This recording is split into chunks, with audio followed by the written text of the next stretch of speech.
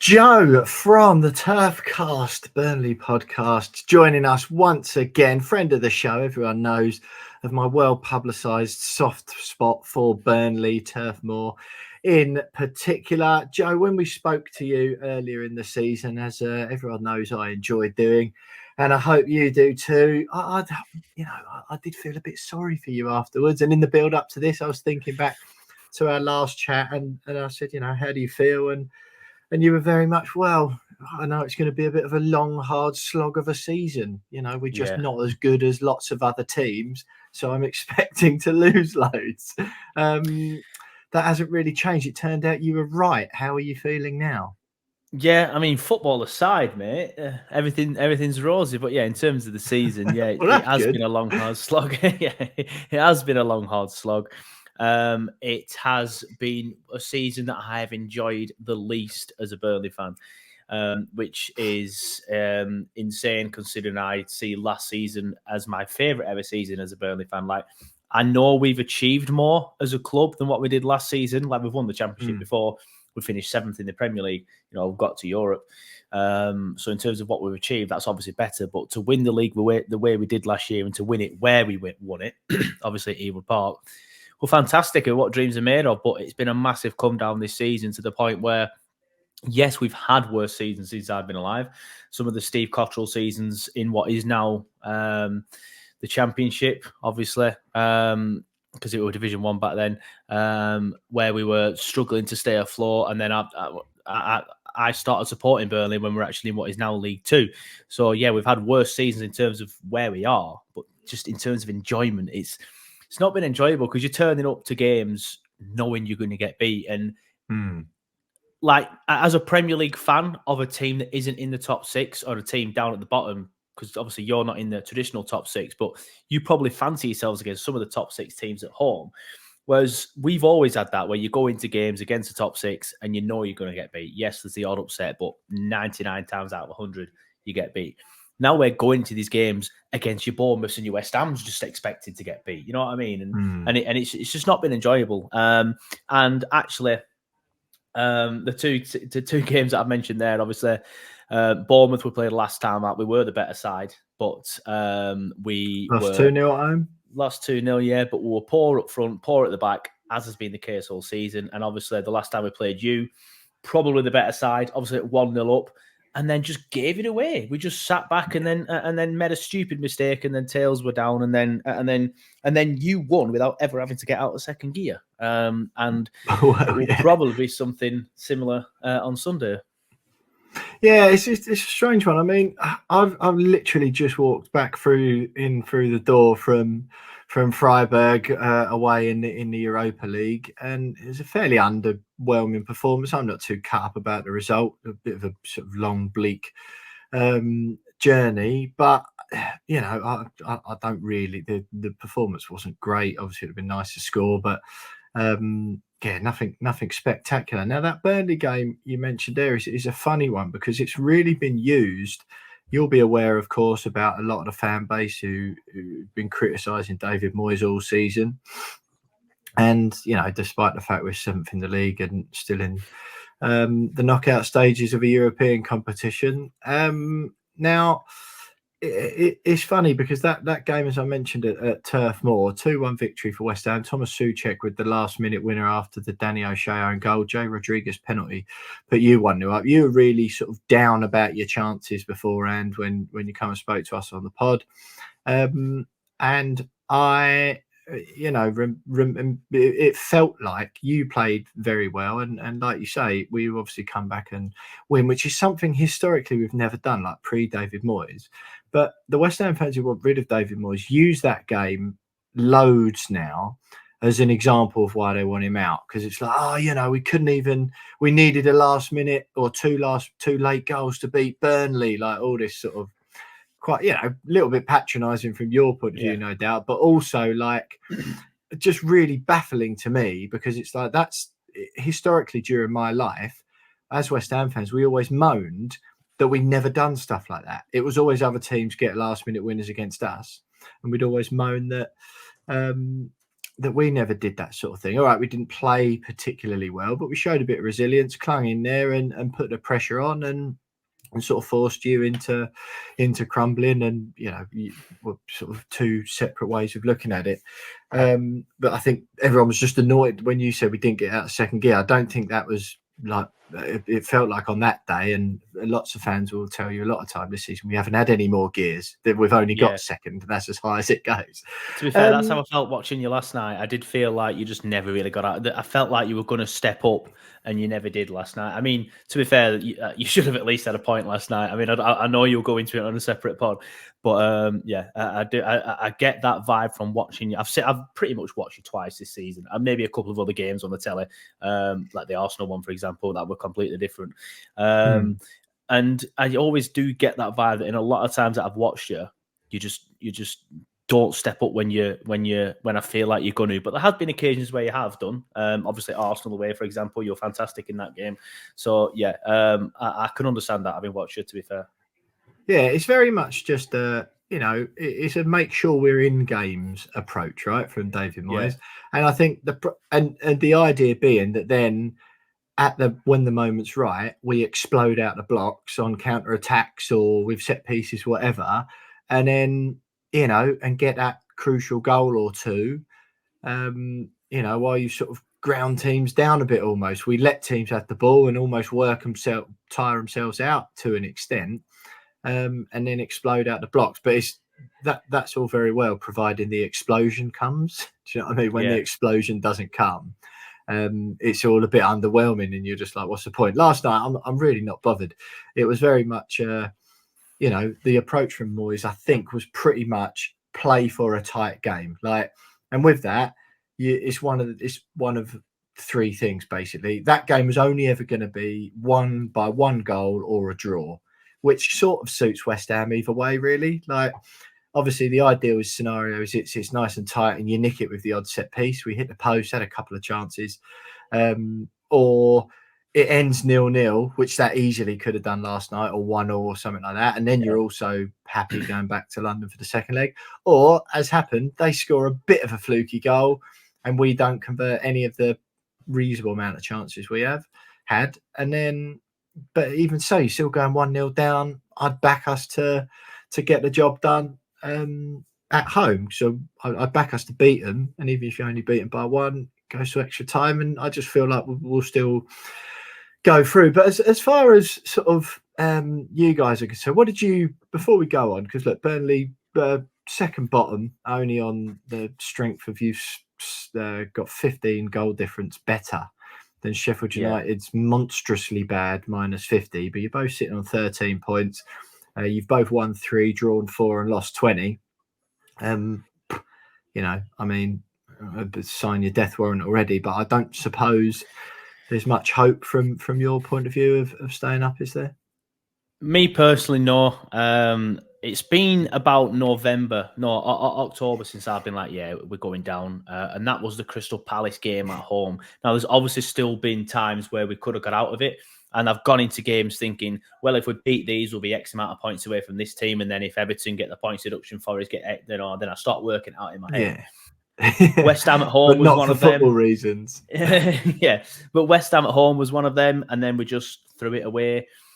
Palace, like I said, at home, we just threw it away. And then recently, like Bournemouth, better side, but not converting the chances and just defending very, very badly. So they're going to have to see a dramatic turnaround for us to get out of it. And I genuinely believe if we get out of it at this stage, like I said, 11 points away, if we get out of it and there's no more points deductions, for example, that's got to be the greatest escape of all time in the position that we are in now. Some people will look back and say that West Brom won because they were bottom on Christmas Day from 2000s.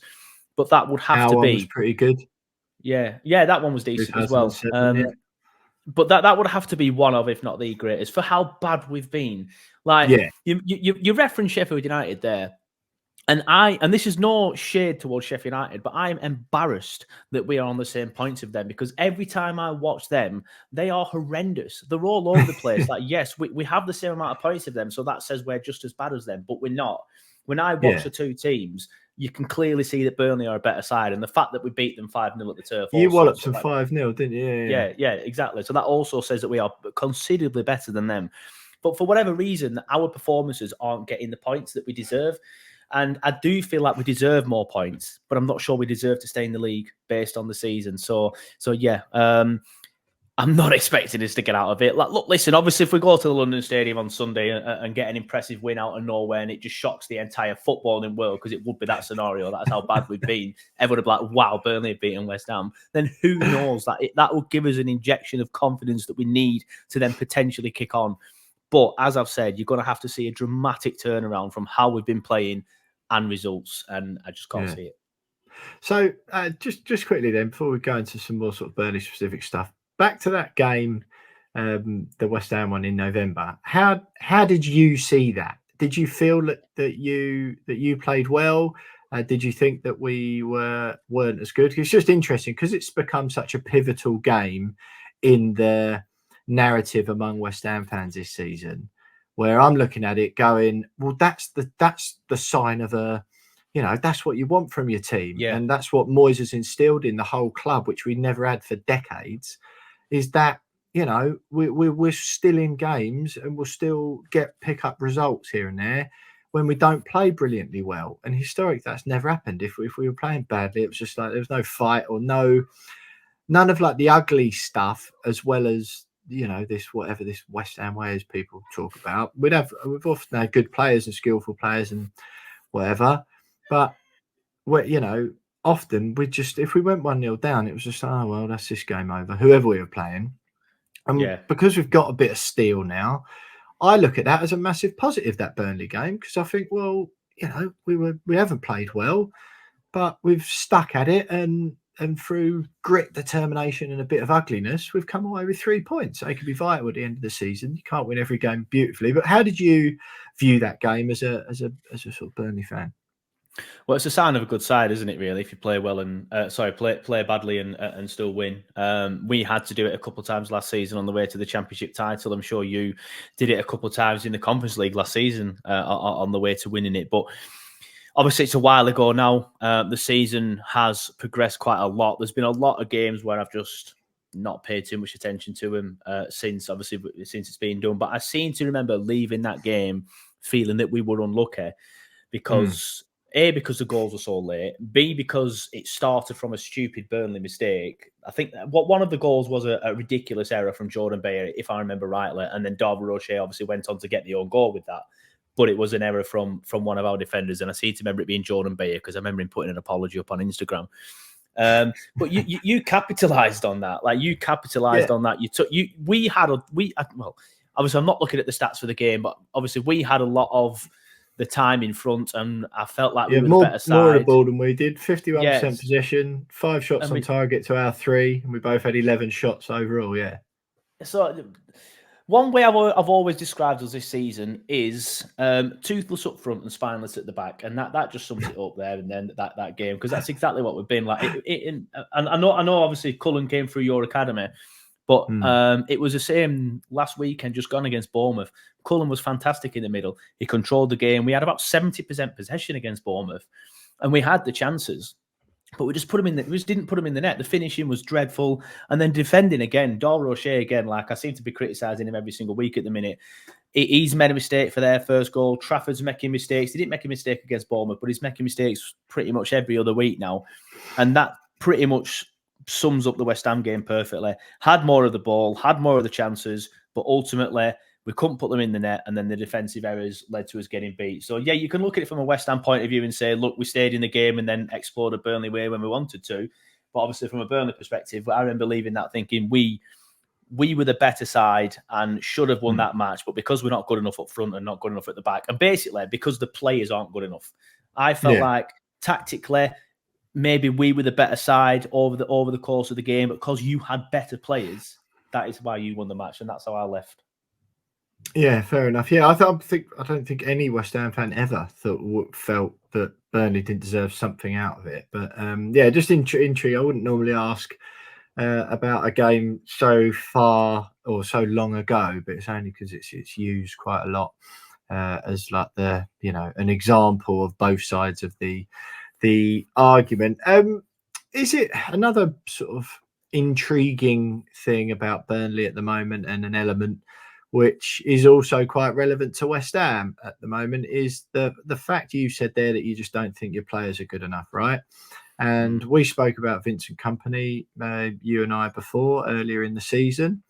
Now, do you feel that because of the style of football Vincent Kompany's trying to play, combined with the fact that a lot of your players perhaps aren't Premier League quality, and forgive me if that's not what you're saying, but it feels like you are, do you think those two factors are resulting in your like pretty naff points total at the moment? Or, you know, do you feel perhaps that you could have more points and be in with a more of a chance with the squad you've got if you were playing a little bit more, I don't know, or, you know, a little bit less Vincent Kompany ball? I don't know, really. I think the reason why we are where we are, to sum it up into what I could sit here for an hour, mate, and tell you a lot of issues and what I would do differently. But I think the reason why we are where we are, to sum it up into one word, is inexperience. We have a manager who's inexperienced at this level. Yes, he's played in the Premier League a lot, but as a manager, he's inexperienced. We have a goalkeeper who's inexperienced. We have defenders who are inexperienced, and midfielders, strikers, pretty much everybody, apart from some of the players that aren't being played, like your Jack Corks, your Jay Rodriguez's, are all inexperienced. And Kompany's made mistakes. The style of play, I don't have an issue with. I think it can be done, not to the extent of finishing the top 10, but it can be done if Kompany hadn't made so many mistakes as he's made this season. Like, his persistence with Trafford is baffling. His persistence with Zeki Amdouni is baffling. We've had a lot of injuries as well, and I feel silly saying that because I feel like every single Premier League side has had a lot of injuries this season.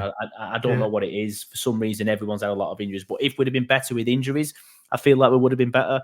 We'd have been better if we had Jordan Bayer at the back for the majority of the season, whereas he's been out with a very weird injury that the club are keeping very secret, which is bizarre. And then obviously Lyle Foster had his mental health issues, and now he's got a hamstring issue where he's going to be out for a while. So there's been a lot of factors that have culminated in having such a poor season. Whereas I think Sheffield United, as mentioned earlier, are just dreadful, and that's why they are where they are. Whereas we've had a lot of mitigated issues, but ultimately it boils down to inexperience. And this is kind of like a dig at myself, but I don't mean it like that. But just to sum up how inexperienced Vincent Kompany is for a manager, he's a year older than me. And I'm sat here talking to you in my spare room, and he's a manager of a Premier League football club. You know what I mean? I know he looks considerably older, but he's only a year older than me. And I do think he'll be a good manager. I don't think he's another Lampard or another Gerrard. I think it's harsh including Gerrard in that per se when he won obviously the league in Rangers, although some people like to diminish that, but it's still a decent result to break the Celtic stranglehold, I think. I do think he goes on to be a good manager. He's just not there yet. And he's made mistakes. We need to see him learn from these mistakes, whether it's in the next 10 games and we actually have a bit of fight about us in the next 10, 11 games, whatever's left, or we see it next season. But yeah, like I said, there's a lot of mitigating factors as to why we've been so poor. I don't necessarily blame the style of play because he has tweaked it a little bit here and there. He's gone from 4-2-3-1 to 4-4-2 to back to a 4-2-3-1 and not been as gung-ho. But for me, it's just inexperience, an inexperienced manager, inexperienced players, even an inexperienced board as well. There's just been a lot of it and bad recruitment as well. But I say bad recruitment. I understand what they're trying to do with the recruitment because the recruitment, they brought in a lot of inexperienced players that they want to then sell on for profit in the future because a club our size has to be sustainable that way, right? And we can't really be sitting here expecting oil money to come and save us like City and stuff and get these big sponsors and stuff. Yeah. James Trafford, yes, he's been poor this season, but he will be the England number. I think he's like 19, 20, 21. He's very young, 19. Very young. Yeah. Obviously, he just won the Euros with England under 21s the summer previous. He will go on to be a very good goalkeeper. I still stand by that. And I do still think he will work his way into the England squad and potentially be the England number one. And then if he's doing that when he's at Burnley, happy days. We're selling for a mega profit. City have got a buyback clause on him for, I think, 60 million quid. We bought him for, I think it was 19. Yeah. So, yeah, it's one of them, like a lot of inexperience and a lot of mistakes at every level. But we need to see Vincent Kompany and the club learn from it, especially next season when we're back in the Championship, because the fans are starting to get restless. I'm still company in, but a lot of them are starting to get restless now. And if we have a slow start in the Championship next season, say September ends and we're 12th, for example, he'll probably be gone. So we need to see him learn from his mistakes. Interesting one then, right, Joe? Because the reason I ask, what are your sort of updated thoughts generally on company? Because in the sort of tumultuous vacuum that is the Moyes in, Moyes out debate that's been rumbling on at West Ham pretty much all season. Yeah, more than all season. I feel like it's been going on for like 3 years. That. Well, yeah, I mean, pretty much. I know what you mean. Certainly since the middle of last season, I think. But the one thing I keep asking of those who are adamant they want him out is, well, who do you have instead? Who do you want instead? And as often is the case, there's just a big dearth of sensible suggestions or suggestions of anyone who would clearly do a better job, who would actually come. Like, if anyone says the name Xabi Alonso to me again, I'm going to scream, because it's like, screw your head on and realise we support West Ham. But Vincent Kompany has been mentioned a couple of times. Again, just a lazy throwaway thing of, well, he tries to play good football, and at a bigger club or with a bit more money, he'd do better. Just that's the depth of the thinking. But just to give it some sort of credence for a short while, would you make of such a move if you was to part company with Burnley or West Ham come in with an offer? Well, it's one of them. Like, people can sit there and say if he had more money, he would do well. We've spent over 100 million quid this summer, and that is unheard of for Burnley. All right, the reports are we spent over 100 million quid. From what I've been told, a lot of it is instalments that might not necessarily ever have to be paid, thanks to how bad the season has been. Yeah, we're saving loads of money by doing this rubbish. Yeah, exactly that. Every cloud and all that. I don't think he's ready for it yet. I think something like that might not necessarily swallow him up, but I think maybe in about 2-3 years, maybe hopefully a bit longer than that, because if he does well next year, he'd obviously want another crack at the Premier League with us. Something like that would be a nice natural progression. I always see clubs like your Evertons, your West Hams, them sort of clubs as a nice natural progression from ourselves to then do well there, to then maybe progress to one of your top six. I couldn't not, like I said, I don't think he's ready yet, but I think eventually that could be somewhere where I could potentially see him, and if he's backed, because I know you've had a bit of chaotic times in the boardroom and stuff like that over recent years, culminating to fans running on the pitch and stuff like that, which was actually against us, wasn't it? Yeah. So yeah, it'd be interesting. I think he'd need a nice calm boardroom above him. Seems like the type of guy that wouldn't want to be at a club that's a little bit chaotic above him, but I guess eventually London Stadium, then Vincent. I guess eventually that's something that could interest him. Right, coming in, Joe. Just Sunday's game. Then we've put it off for long enough. I think West Ham v Burnley, 2:00 kickoff at London Stadium. What are you expecting from your team, sort of style-wise, approach, and any like fitness team news or suspensions or anything like that? How do you think it'll all play out? You know what? Last time out against Bournemouth, we went as I've mentioned, we went back to 4-2-3-1 with two holding midfielders, Josh Cullen being one of them, and Sander Berg. Sander Berg was more box to box, to be fair, than holding, but it's interesting because there's a bit of a debate on Twitter Clarets and stuff at the minute, which is the Burnley hashtag that we use, about who's going to be playing in that midfield role, because Josh Brownhill, I like Josh, and I do think he gets a bit of unnecessary stick because he's more of a natural forward midfielder, but he's been played in a pivot role this year, which is not really his style. Yeah. But he was suspended against Bournemouth, so we brought Cullen back in, who hasn't really been playing since late last year because, to be fair, he did get off to a very slow start in the Premier League. He got overrun in so many games. He just looked a little bit like a rabbit caught in headlights. And then he got an injury, but he was dropped and then never brought back into the side. So with Brownhill's suspension against Bournemouth, Cullen's come back in.